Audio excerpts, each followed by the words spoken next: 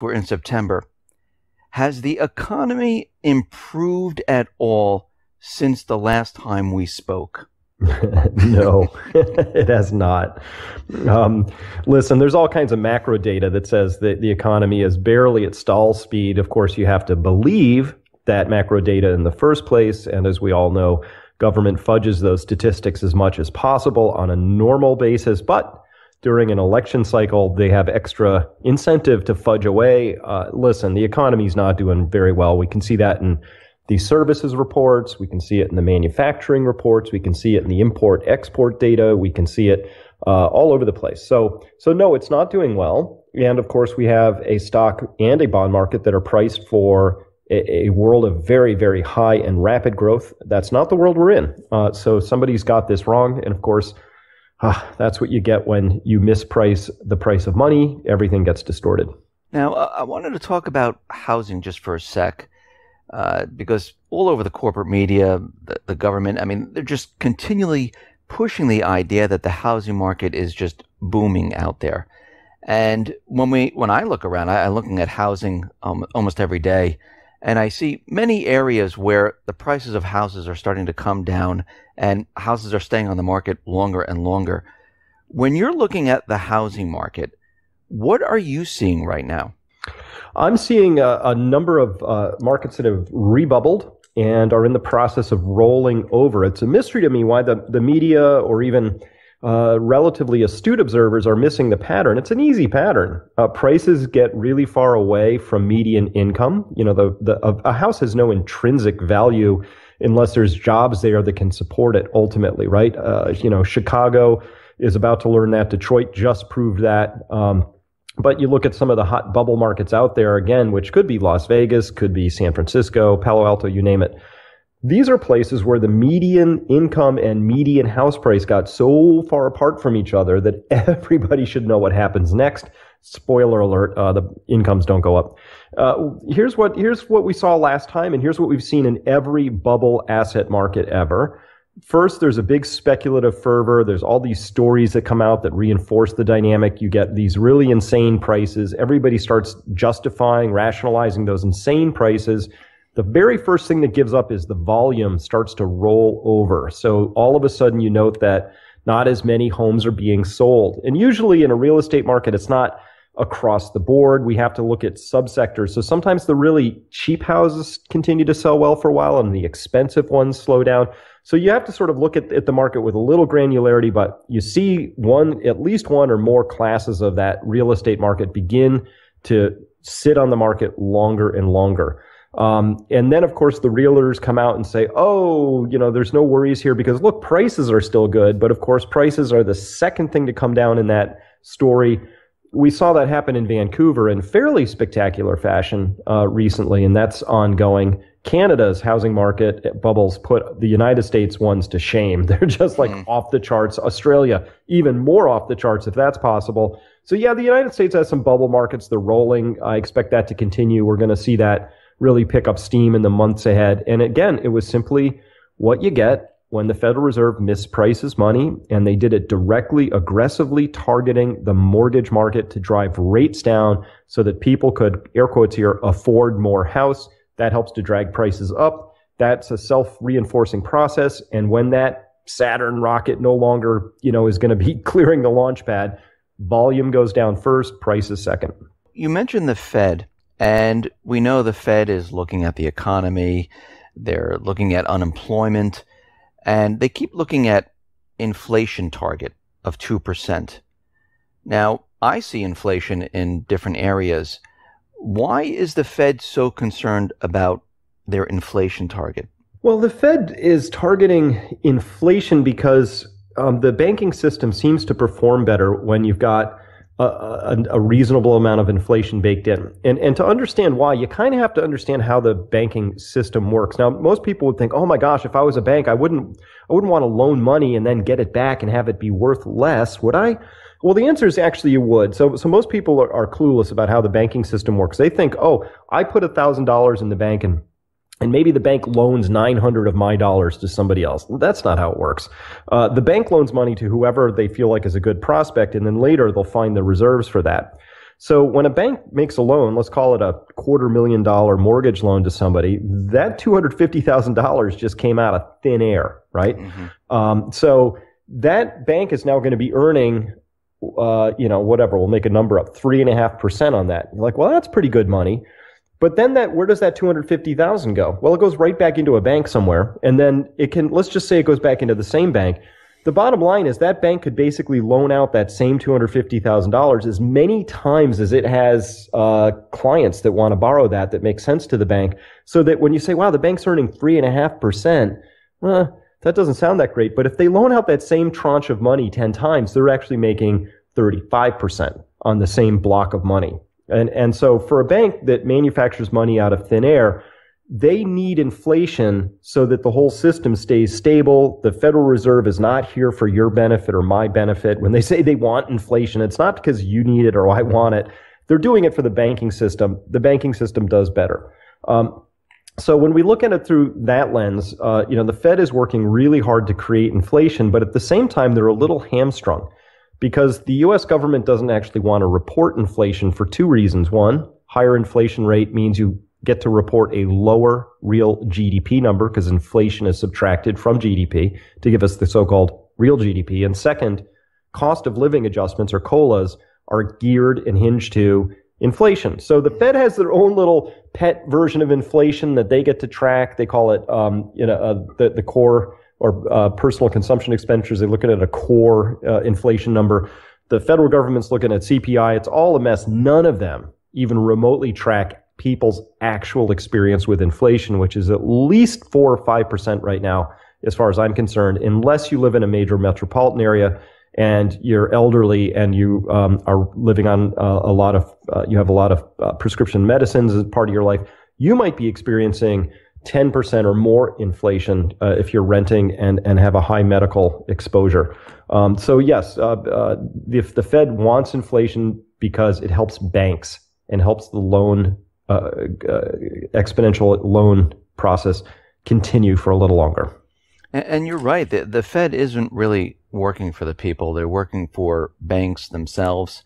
And you wrote this article called Sorry Losers, how the Fed has screwed the many to benefit the few. Who are the losers in this? So the losers are, because the Fed mispriced money, dragged interest rates down to zero, so you're a loser. If you have a demand account in a bank, it's either savings or checking, because you can demand that money anytime you want. You're probably getting zero or something so close to zero, let's call it zero. So you're a loser because you used to be getting 3 or 4, maybe even 5% on that money in times past. You're no longer getting any return on your money in the bank, so you're losing out on that interest income. You are losing out, especially if you are an endowment. If you're a pension, the pensions are just getting crushed in this whole low money environment. You're a loser if you're a first-time home buyer as well, because the Fed targeted getting house prices back up, thinking erroneously that creates wealth. It doesn't. It just creates more expensive housing. So if you're a first-time home buyer, you can't get into these markets. You've been priced out because the prices have been lifted. In fact, even if you're an existing homeowner, you might feel wealthier because your house is now worth $600,000 instead of $400,000, but you're not, because your house is still where you live, and now it has higher insurance costs on it because, quote, it's worth more, and you might have higher property taxes.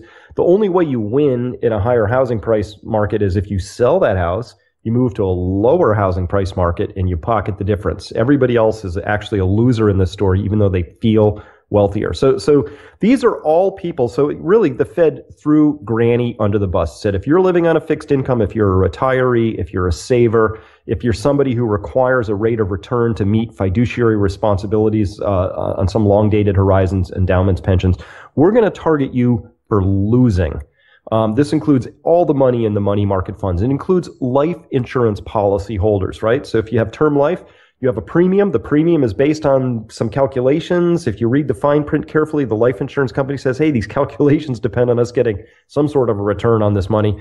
People this year have gotten increases in their term life bills of anywhere from 10% to 200%, the highest numbers I've heard so far, increases in their premiums. Why? Because that's what the insurance companies have to charge in order to get their fiduciary actuarial responsibilities in line. Those are just some of the many losers, but 99% of the people in this story are losers. So when we look at everything that the Fed has been doing, we can see right now that the benefit is really to the banks. And the banks right now, they have a lot of derivatives on their books. Deutsche Bank, Citi, JP Morgan Chase, they have trillions worth of derivatives. Now, if this derivative market collapses, what impact would this have on the global economy? Well, it would destroy it as we know it. It would destroy the financial system, and of course, the economy runs with the help of the financial system. If you need a clear example of that happened recently, it was the collapse of the seventh largest bulk shipper in the world, ocean shipping company, Hanjin, and they went bankrupt. They no longer had letters of credit. They no longer could, the ships couldn't dock. Everything that was in transit just got stuck out at sea because the financial system was no longer willing to support that portion of the physical, tangible economy, and so it stopped working. So the financial system itself is heavily exposed. This was a conceit that began under Greenspan. It was I think the worst piece of thinking ever. The mumbler in chief at the time was not as smart as people gave him credit for. He thought, rather erroneously, that derivatives enabled us to not only control risk, but eliminate risk. Now, I believe in a different rule of risk, which is more on the transitive rule, which is risk can neither be created nor destroyed. It can be hidden. It can be transferred. It can be spread around a little, but it's still there. Otherwise, we've created nirvana. It's a riskless world. Doesn't exist. It's a fantasy. So because banks have derivatives, they think they're allowed to run and conduct their balance sheet operations as if the risk is actually gone, though. From a regulatory standpoint, if you and I each exchange $1 billion in credit default swaps, which is a form of derivative, and neither of us actually have $1 billion, neither of us actually own the underlying credit default swap, both of us get to say, hey, I'm hedged. I could go out and buy $1 billion worth of these credit instruments. Let's say it's Portuguese 10-year debt, and I'm totally covered because you have the other side of this bet. I get to, regulatorily speaking, get to point to this and say, look, I don't have any exposure. Even though I have a $1 billion of Portuguese 10-year debt, I have no exposure. Because I have no exposure, I can lever up even higher. So that's the game that's been played. And of course, the derivatives are a game that work perfectly. They absolutely control every ounce of risk until risk rears its head, and then we discover they don't work, right? And we've already discovered that they don't work when Greece went into default on a tranche of its 10-year debt, when was that, 3-4 years ago, and the ruling body on derivatives had to shut the market down, didn't declare a default even though Greece had missed debt payments, which is the very definition of a default, until 3 or 4 months had passed, and that's how long it took them to take about $78 billion of notional credit default swaps, which had an underlying value at risk of about $3 billion, maybe $1.8 billion when everything was settled. That $3 to $1.8 billion was serious enough change with enough counterparty risk that they couldn't figure out how to settle it for a few months. Now, $78 billion, I should point out, is literally 1/1000th as much of the derivative exposure that just Citi is carrying alone on its books at this point in time. You mentioned the shipping company Hanjin, and we can see right now deliveries of goods, they're delayed for weeks or maybe a month or so because of what is happening with the shipping company. Do you see this spreading to other shipping companies? Do you see this spreading to maybe the trucking industry or the rail industry where credit maybe will dry up or these companies will go bankrupt and we won't get the deliveries to the stores or, to the markets? Well, yeah, there's plenty of pressure out there. Listen, I expect to see this sort of this is exactly why the Fed won't let the market go down. I mean, today's another case in point. Just staring at my screen, it's Groundhog Day out here in the equity markets. What do we see? We see anytime there's any selling happening at all, mysteriously it just gets reversed. Not U-turned, but nipple bottom, just the other direction. Somebody steps in and buys this market repeatedly and constantly to keep it going up. We had 2 major rescues, one a year ago in August, another one in January of this year. So those major rescues were clearly engineered by the central banks. And the reason we need to do that is because corporations have taken, here's another future group of losers. Right now they look like winners, but trust me, they're future losers. The corporations that have taken this low price of money signal and gone out and performed vast, enormous financial engineering on their balance sheets by borrowing an extraordinary amount of money, taking that money and using it to buy back their shares or do other things that would otherwise expose them to a lot of leverage in their businesses. Hanjin is just an example of a company that was highly leveraged, ran into some normal real world variability in the business cycle and got crushed by it. I'm expecting to see a lot more of that simply because there are so many companies that are so heavily levered up at this point in time. Corporate debt has never been higher. The news, when it does talk about corporations, always talks about the cash on the balance sheet. That's great, but you got to talk about the debt on the balance sheet too. On a net basis, this is about as heavily geared up as we've ever seen corporations be.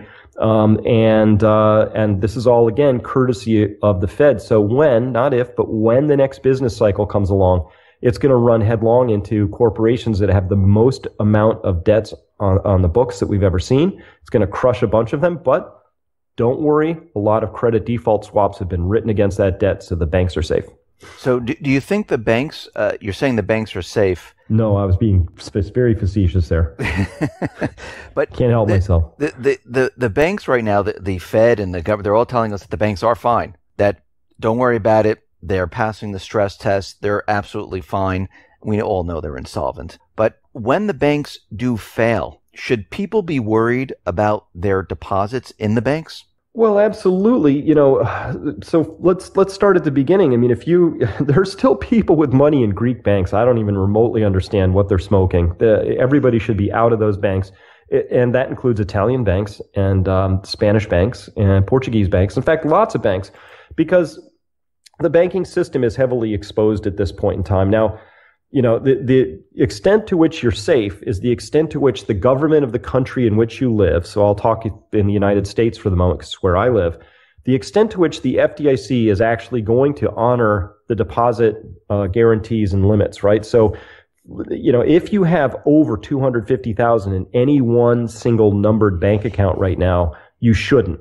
You should have it spread out to below that number. In fact, because they can change the rules anytime they want, remember it was in 2009, during that part of the banking crisis, that FDIC bumped the deposit insurance limit from 100,000 to 250. So they changed the rules in the right direction. That's great. Nothing to prevent them from changing it in the wrong direction. So personally, I think you should be keeping much less than 250,000 in any individual account, because if you have more than that, you will lose it in a bail-in procedure if your bank gets in trouble. That's all happened very carefully. It's happened behind the scenes. It happened after the Brisbane G20 meeting last year, where all the G20 countries said, yeah, let's enshrine the bail-in procedures. That's the opposite of a bailout. A bailout means public money comes and helps a bank out that's in trouble. A bail-in, the bank just taps into whatever funds are actually stored there. Those are also called deposits. And the other thing that got snuck in the United States is part of the bail-in procedures, which is just really disgusting. It's called the Citi Amendment, because Citibank worked hard to get it passed, which was that the banks wanted any derivative exposures that they might have when the bank goes belly up. They want those to be paid off in a senior claim fashion to any of what they call unsecured creditors, which, wink, wink, that's anybody with a bank account. You are technically an unsecured creditor of the bank. You're low man on the totem pole. So when the bank goes belly up and they don't have enough funds to make good on anything the bank might owe, they pay it out in order. Senior bondholders right at the top, but derivatives not that far below that. You as the bank account holder, the way down at the bottom of the list, pretty close to the bottom. So people need to be aware of that, when you put money in the bank, they don't have it. They usually loan it out right away. And B, you're an unsecured creditor you don't have your money in a bank. It is a loan you made to the bank, no different than if you made a loan to your drunken uncle who just got out of prison. I mean, they're both entities and you gave money to them, and your claims depend on what the legal system will entitle you to pursue. So here, I think that people, my own personal way I respond to this is I don't have any of my money in a major commercial bank. I have them all in smaller banks that are local that I understand, and I can look at their balance sheet. I can read their annual report. I can talk to the president. I know, what their prospects are. And none of them are carrying derivatives on their books. And I don't have it in just one bank. All of my banks are wired up with electronic funds transfer. So if I did get concerned, I could more readily and easily skip funds from point A to point B. And then finally in this story, keeping hard physical cash out of the bank just makes sense. 3 months worth of living expenses minimum, maybe more, depending, because what's the cost? Well, you have a risk of it being stolen or burned in a house fire, but you're not losing any interest income from having it at the bank instead. So that's sort of my complete download on how I think about banking right now. So, Chris, let me just get this straight. So what you're saying is those people who have their cash, they go to a job, they get paid, it's deposited into the bank. They're low man on the totem pole, and they actually put money into the bank. Yep. And you're saying that they might not be able to get their funds out of the bank. Correct. So if the bank goes into receivership, which is technically when the bank gets in trouble, what happens is the FDIC swoops in, depending on if there was any thoughts of fraud or theft or something like that, maybe the FBI too, but they always close it on the weekend, sometimes a Friday night. And by Monday, you can't get to the branch. And all the funds are frozen with any of the accounts associated with that. So ATMs in another city still won't give you access to your accounts. And then once that's all frozen, you have no access to your funds until the process gets resolved in one shape or another. And the resolution processes now include, it's a legal process, and there's winners and losers. And when a bank goes into receivership, the only question is who's going to eat the losses. Of course, the banks have been working very hard to make sure that they're not the ones eating the losses in this story. So banks want to be sure any counterparty bets they've made with another bank, that those are honored first before any funds that are held at the bank are able to be released to the depositors. So what about the FDIC insurance? So if I have, 50,000 or 80,000 in the bank, will that protect me? It should, as long as we have a relatively low number of bank failures going on at any one time. Last I checked, this number could be wrong, but last I checked, FDIC had about $25 billion in the pool to pay out those claims. And that's not a lot of money when you're putting it up against a banking system that's holding, I'm again using very old numbers here, but about 10 trillion in demand deposits. So you look at it, the FDIC could potentially insure a fraction of a percent of the total number of banks going out of business. The idea is that they all wouldn't. The other idea is that, the Fed would ride in and print money, or we would do something. There would be bailouts if necessary.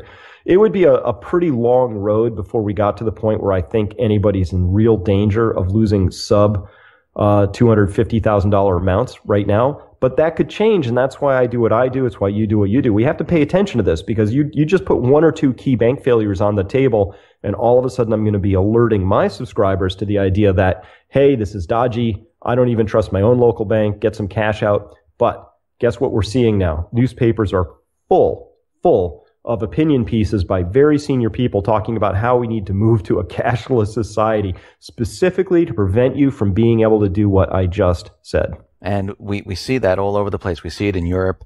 We see it here in the U.S. where they're saying, let's get rid of the 100, let's get rid of the 50, let's just keep 20s and 10s around and the smaller bills. And I guess it's so people don't run to the bank and start taking out tons and tons of currency before they can go and take your funds. Yeah. So we've been hearing the Fed talk about an economic shock, where they came out with a report where they're saying if there is another economic shock crisis, they are prepared to do up to $4 trillion worth of QE. Now, let me ask you, why would the Fed, if the president is out there, the Fed is out there, the corporate media is out there, they're telling us that everything is fine, the economy is doing well, why are they coming out with a report telling us that they're going to be doing QE if there is some type of shock to the system? Yeah. Always follow what people do before what they say, but in this case, I'll follow what they're saying as well. In this story, we have to note that the amount of liquidity that central banks are providing to the global financial system has never been higher. Not even, it's surpassed the levels of 2009. And so right now, the Fed is sort of holding pat on its giant balance sheet, but they've passed the baton. Europe, 85 billion euros a month of corporate asset purchases going on. Japan vacuumed up the entire Japanese government bond market and enough of their equity market that they are now a top 10 holder of the equities of some of the companies in Japan. So we're looking at this and we say, well, why would central banks be doing these sorts of things unless there was some kind of emergency going on? What those numbers tell me is that there's deflation, it's happening, and to prevent it, what the central banks have to do is they have to be putting about $180 billion a month of fresh liquidity into the system to fight that tide, right? And so the Fed has just come out and said, oh yeah, and if it goes even higher, we're good for another 4 trillion. Trust me, they'd be good to 40 trillion if that's what it took. They're just saying we'll do whatever it takes. And further, Janet Yellen said, and hey, maybe we should think about other assets, wink, wink, right? And now there's position pieces out about how maybe the ECB should be buying equities as well. Listen, here's the story. Central banks print money out of thin air right now because they're unchecked and the political system is broken all across the globe, doesn't know how to combat the banks. The Federal Reserve is now the largest landlord in America. The Bank of Japan is now one of the largest, most concentrated equity holders of Japanese equities.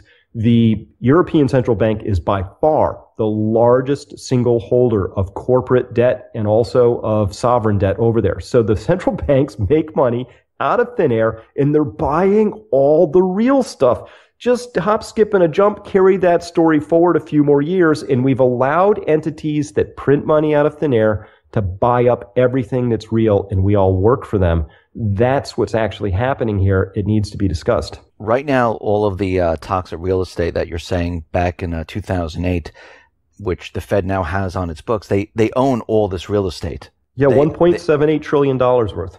So it's a big number. So they're landlords to all of that, and they're continually and banks, the Bank of Japan, the ECB, they're buying equities, they're buying corporate bonds, they're continually buying assets, and this is what you're saying right now. They're taking their worthless paper and they're purchasing real stuff, and they now will control pretty much, I guess, everything, right? Well, absolutely. So Japan's central bank hasn't done this yet, but it's only a matter of time, I think, before it does happen, where when you're a top shareholder in a company, you have the right to sit on the board of directors. So the Bank of Japan could easily say, well, we need some representatives sitting on the board of Sony, Toyota, all the places that we bought, because, hey, we're a majority or a significant size shareholder. This is literally, it's exactly what happened with the Soviet Politburo. It's just got a different name on it, right? This is an appointed, not elected, an appointed group of people who have tremendous power to dictate the conditions of the economy and in the economy in which they live. Now, it's different mechanism in, old communism versus this so-called air quotes here, capitalism, but think about that, where Japan has a central bank that has the right to print money out of thin air and then get itself board seats. And if it does that long enough, eventually it will end up owning all of the productive enterprises. And how would it be allowed to own all of those when all it actually did was turn a metaphorical crank on a printing press, which actually only involves hitting a few keystrokes now. Tick, tick, tick, tick, tick. Hey, I own Toyota. That's totally cool. Let me put my people on it.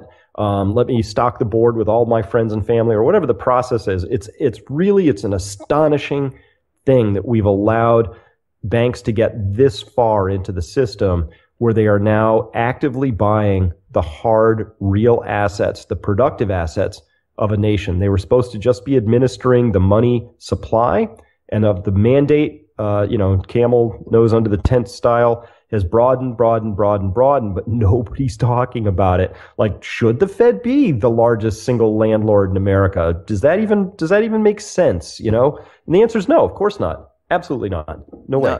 It doesn't really make any sense whatsoever. And let me ask you this. A lot of people are looking to this fall right now. I mean, we have elections coming up.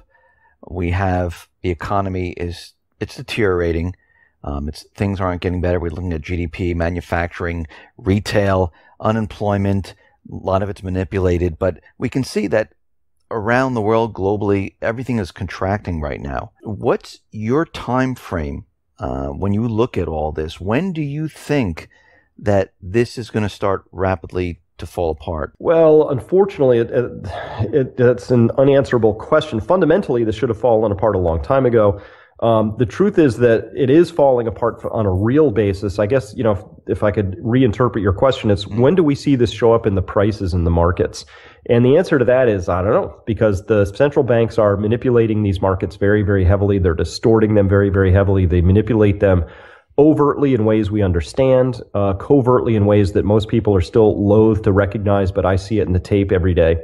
And so, yes, we live in an increasing command and control environment. Here's the risk. Here's the thing that I want to tell your listeners, that I tell my own. When this does fall apart, though, it's not going to be because the central banks have said, well, maybe we've gone too far. Let's just pull back and let nature take its course. It won't be that. They will do whatever it takes to prevent themselves. They'll be in full denial right up the end, thinking they're masters of the universe. They can control everything, that it makes sense for the Bank of Japan to own 10% of Toyota or whatever's going on. They'll do that until it falls apart for other reasons, right? And later, historians will dig back and say, oh, it's because the Archduke got shot. We don't know why things happen, right? It's like we point to something, but really the tinder is being laid here for a very large bonfire. I think that when this does go, it goes very rapidly. I don't know if it's because of a shooting war that starts, a cyber war that starts, some crazy natural phenomenon that triggers it. It's a random statement by a German finance minister. Who knows? When bubbles burst, they just burst. And this is the mother of all bubbles. We don't just have a housing bubble. That's a side bubble. We don't just have an equity bubble, also a side bubble. We have a debt bubble that was born in the late 1970s, early 1980s, and it's been running. And that's what started to burst in 2008. And that's what the central banks did everything in their power to prevent from bursting, because they didn't want to recognize the reality. But the high-level synopsis is we were growing. The whole world was growing our debt at twice the rate the income was growing. Doesn't work. It's a math problem. So they're doing everything they can to prevent that. They're just like an alcoholic who doesn't want to read the signs. They're thinking to themselves, we should find dogs that don't sleep in the driveway so I won't run over them anymore or something, right? They've got this crazy thinking in their head. But when this breaks, it's going to break really rapidly and really suddenly. And people who don't have a plan, who aren't already partly removed from that avalanche when it comes down, if they aren't already partly out of the way of that, they're just going to get flattened by this. It's going to be very vicious, very, very sudden, and very disruptive. And if it doesn't end in war, I'll be really surprised. Now, you're telling me this is going to come down really, really fast. A lot of people ask, how long do you think it will last? How long do you think the system will last in a collapse type of phase? Well, there'll always be some sort of a rebound. I actually think this will be it's going to take a long time to sort this out and really begin to pick ourselves back up from it for a variety of really intricate reasons, not least of which is we just don't have the quality of the resources we had in times past. Net energy per capita is falling right now. Energy is the lifeblood of the economy. We don't have what we used to have. And there's a longer, complex story about where we really are in the energy story. But let's just say that, after World War II, there was this great destruction across the world, and then there was this huge boom of building, and we not only rebuilt very rapidly, but got ourselves across the world to a higher state of being than we were before the war. And people looked at that and said, oh, well, wars are kind of destructive, but look, they're also stimulative, and we rebounded, and they're ignoring that there were sufficient ample resources for that, to do that. My prediction is that when this next collapse happens, we'll rebound. It will probably be a 10-year period of ugliness, I think. And when we do rebound, we won't rebound to quite the same heights we were at before, because the resources simply aren't there to do that. That's a form of slow, long collapse that I think is coming. And of course, this is just by what we call conventional living standards. I personally think we're going to have a better quality of life. I think people can actually enjoy life more in that new future. We won't need quite as much junk coming from China to make us happy. Maybe we have a cell phone for 10 years instead of 1 year, whatever. It's just a lower consumption lifestyle. I'm not at all in fear of it, thinking it's going to be a bad thing, but the current way things are organized, I can make a pretty strong case we're never going to be able to get back to the relative ease of the times we're in right now, because we've borrowed too much from the future, and we have to repay that either with diminished living standards in the future or a ruined currency system in the present. One of those two things has to happen. You either pay it back or you don't. And if you don't, the currency system gets ruined. Listen, just look at Venezuela if you want to understand just how traumatic that is, how Venezuela is going to be digging out of that hole for a very long time. We're going to measure this in a decade or more. And even then, people will look back and say, it didn't quite get back to how awesome it was, in the mid 90s. I don't know why, right? Because they're missing the resource part of the story. How do people prepare for this? What should they do? Well, the book Prosper, which you mentioned at the beginning, is a great place to start. We talk about all the financial preparations people should do, financial capital, very important.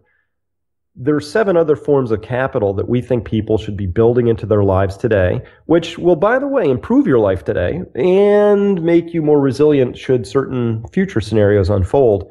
So these other forms of capital include things like living capital, right? The garden I see when I look out the window, or my own body's health. Those are my versions of living capital. Building those up makes me more resilient and happier today. Material capital, right? I've got a lot of material things sort of built into my homestead. I take financial capital and I put it into thicker insulation, better windows, solar, hot water, and photovoltaic systems, things like that are built infrastructure. I'd rather have the solar hot water system on my roof than $8,000 in the bank, right? So it's trading one for the other.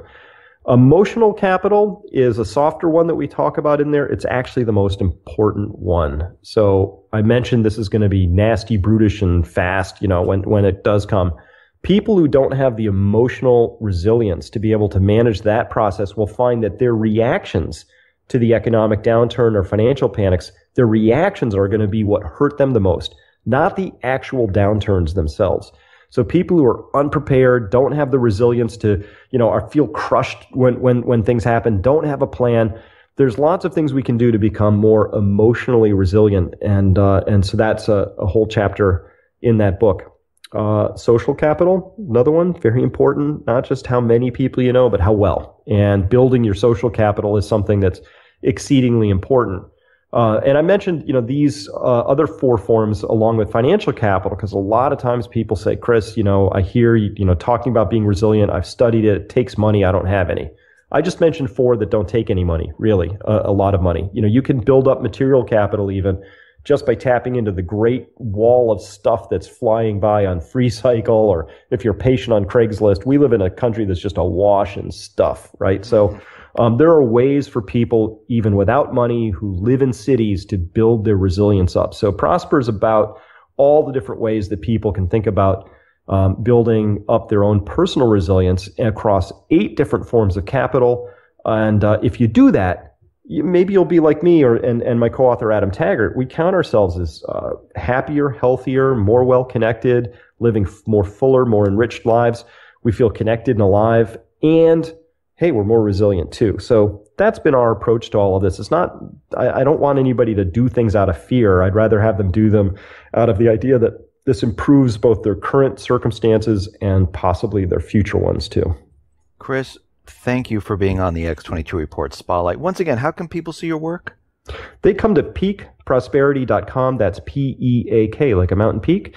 And all of our work is there, and we have most of our information is public. We also have a subscription newsletter for people who want to go a little deeper and also have access to alerts, which I send very rarely, but if I did, I send them to my subscribers. Once again, Chris, thank you for being on the Spotlight. My pleasure.